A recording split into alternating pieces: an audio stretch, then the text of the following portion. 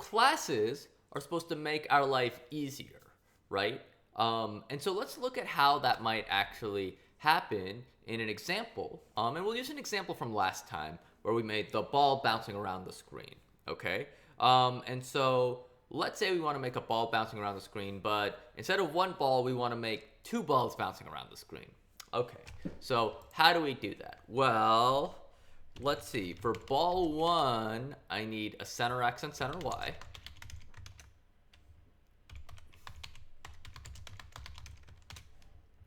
Okay, what else would I need? I need a width and height.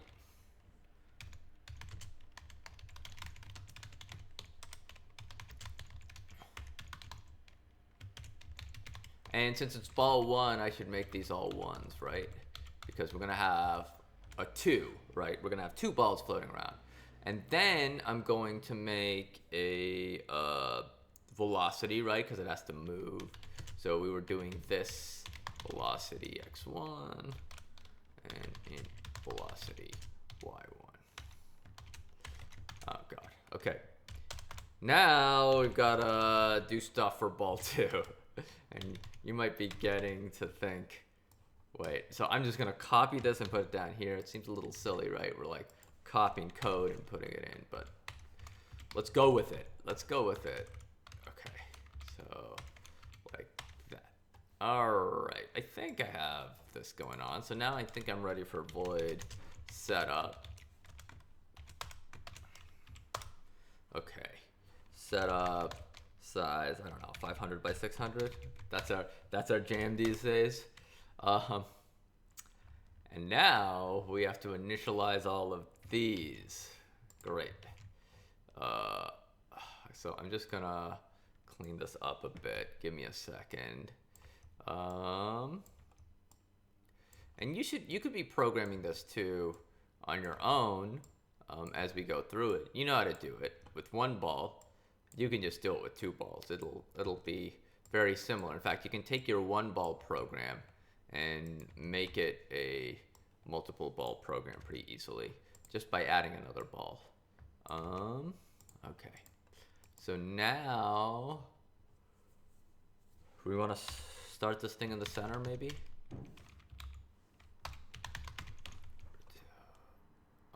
And I'll make it like what, 50-50? 50-50. And the velocity, we'll have it go towards the bottom right. Remember, that's the bottom right, right? All right, center, we'll do the same kind of deal here. Width over 2 equals height over 2. Okay, ellipse width 2 equals, we'll do 50-50 again. And actually, I'm not going to do this because this will hit the corner and just go back and forth between the corner. I'm going to do something a little more interesting, I think. And I'll do -2.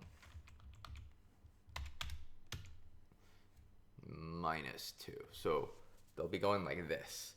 Or whatever, like that, right? So you got it. Okay. So now let's do draw. Void draw. You can kind of get where I'm going towards here. This is gonna be a little bit irritating, but I think we can. So center x1, we're gonna draw it at center x1, center y1, and I'm not putting the background in on purpose because it actually makes a kind of fun design in this case. So just for fun, I'm not putting the background in. But typically we put the background in, right? And our ellipse, oh, nope, screw that up. Height 1, okay.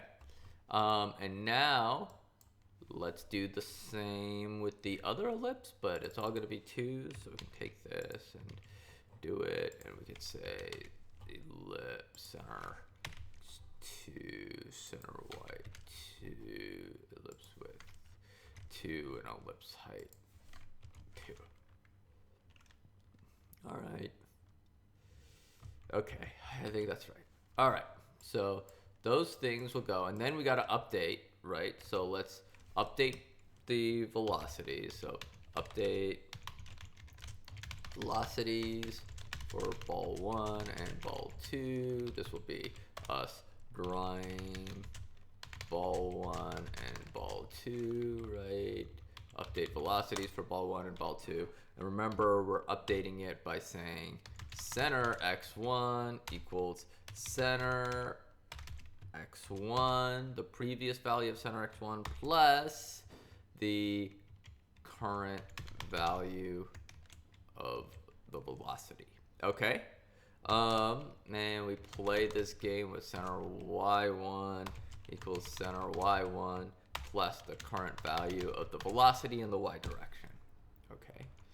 And then for ball 2, we kind of do the same deal, except we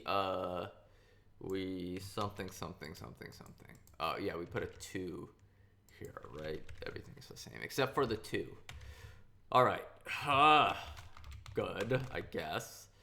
And then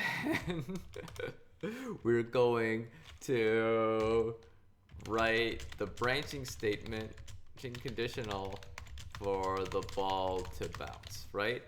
And what's that gonna look like? Well, in the X case, it's, pretend this thing's the screen. In the X case, it's when the ball's over here, right, to the right side of the screen, or the ball's over here to the left side of the screen. And that's if our center X, right, plus half the width is greater or equal to the width of the screen, or our center X minus half the width is less than or equal to 0, okay? So either it's over here or over here in the X direction. So let's do that real quickly.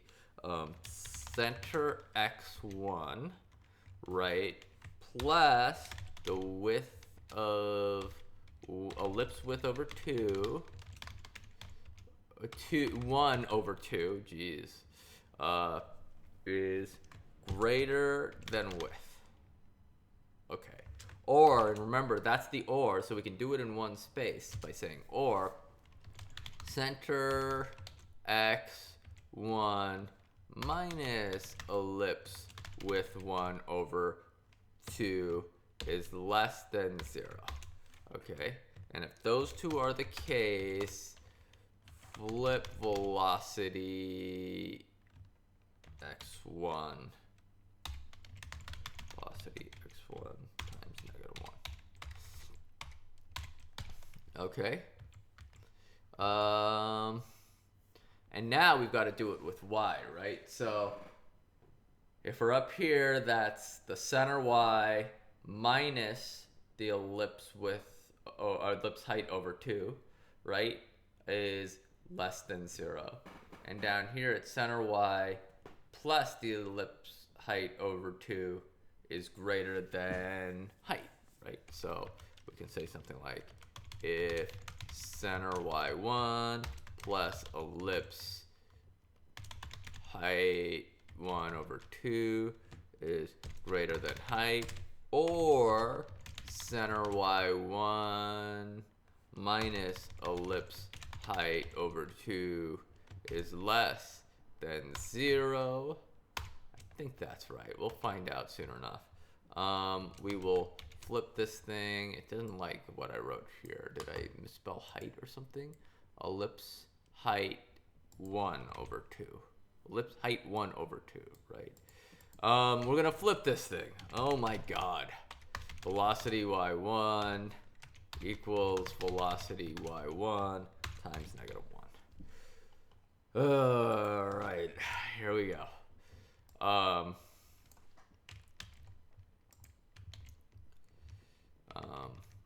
I'm just gonna copy this and change all the 1s to 2s. But not all the 1s to 2s. The ones you'll see, right? This goes to a 2. This goes to a 2. This goes to a 2. Yeah, this goes to a 2. This is horrifying. This is a 2.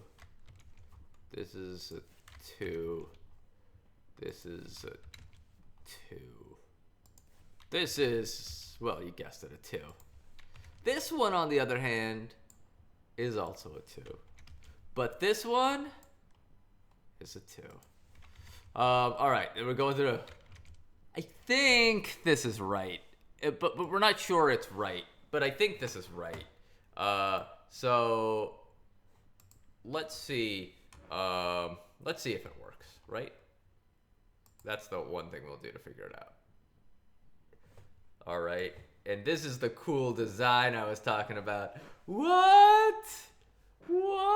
So that's why I didn't put background in, because it looks cool. What's not so cool? Let's talk about that. Well, things got a little complicated here, right? I mean, we got through it, we made it, but it's not something I'd want to necessarily do again, right? It's a lot of the same code over and over again. These, we've organized them kind of by like these comments, but and the fact that they each have a 2 at the end, but they're not grouped together, right? So like center, I easily could have made the mistake down here of accidentally leaving a center x1 somewhere here, right? And then what would have happened? Doesn't it look cool? All right, well let's go see what'll happen, right? We see annoying weird error going on here.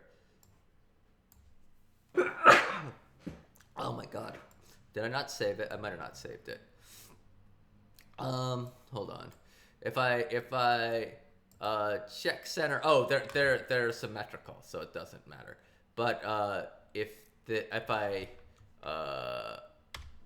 since they're symmetrical, they'll bounce at the same time. They'll still bounce at the same time. But if I accidentally did this, right? So I would do something like that, right? Y2 equals center Y1. I just leave the Y1, right? And suddenly what'll happen is, oh crap, I lost one of my balls, right? And you don't know why it's happening, and you're looking at it being like, well, I have 2 balls, I'm drawing 2 balls, what's going on? And so it's hard to debug now too. And let me change that, because I actually we'll keep it that way and then not understand what's going on. And then finally, where are we at? We're at 71 lines of code, okay? For something that's really simple. Well, not, relatively simple. It's something we did last time, right? And so we know how to do it. We know exactly what we want to do. And yet we're copying this code down here, right? We're copying this code twice here, right? And then we're kind of doing the same general boilerplate code over here. And if we're going to add another ball, it would be 4, 5, 6, 12. So we're at 12 variables right now for a ball. There's 6 for each variable. It'll be 18 variables here at the top. We'll be 18 variables down before we even hit setup, right? And so there's obviously, this is kind of an issue. What it's doing is right now, this code is complicated, right? This is getting to be complicated code pretty quickly, right? It's an idea my former grand advisor, or my grand advisor, he's not my former grand advisor, my current grand advisor used to call this the code pumping problem. And it's a problem in a lot of programming languages, and keep your eyes open for it, because not a lot of people think about it. And it's the idea of taking boilerplate code and copying it over and over and over again, right? And making these giant programs out of things that are relatively simple, okay? A ball bouncing around, right? This isn't like a huge game or something like that. You're not making The Legend of Zelda, right? So how are we going to simplify this, and how are classes actually going to help us in this situation? That'll be in the next video after you answer a few questions.